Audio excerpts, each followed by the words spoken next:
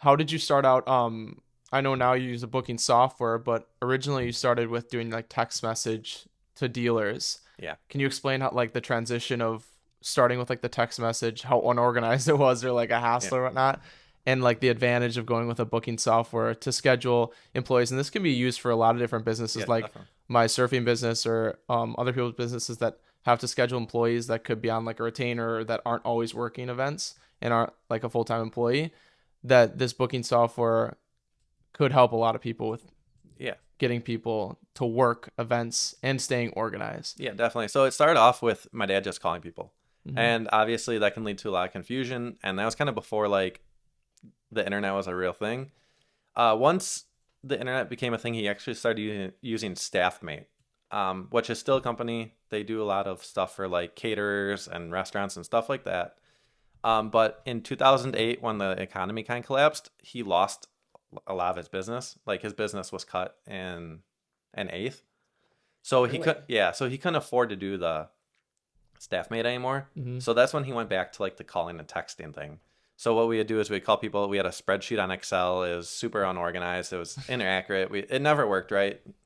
And so eventually one day, my dad, after like a horrible event where we had way too many people show up, my dad and I started looking at some different options for the staffing thing. And the problem for us is that there's not many that are catered to like casino nights Mm. because so many like restaurant one, it's one location, right? Maybe two or three, but it's the same three locations. Where a casino night, we're always moving around. We rarely have an Right. event at the same place.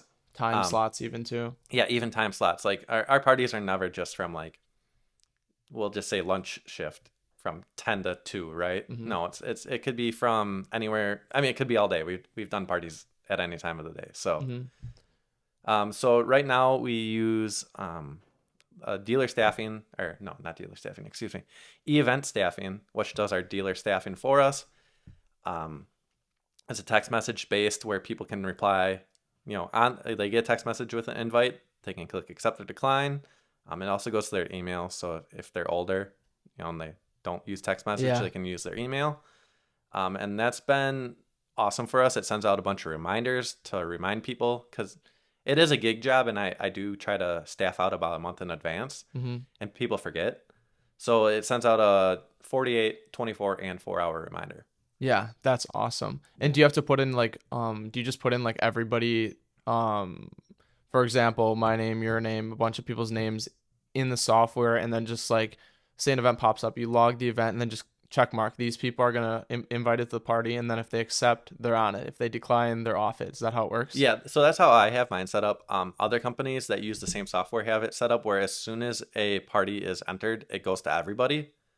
Okay. I didn't necessarily like that because I didn't think that it would allow for like a lot of people to work.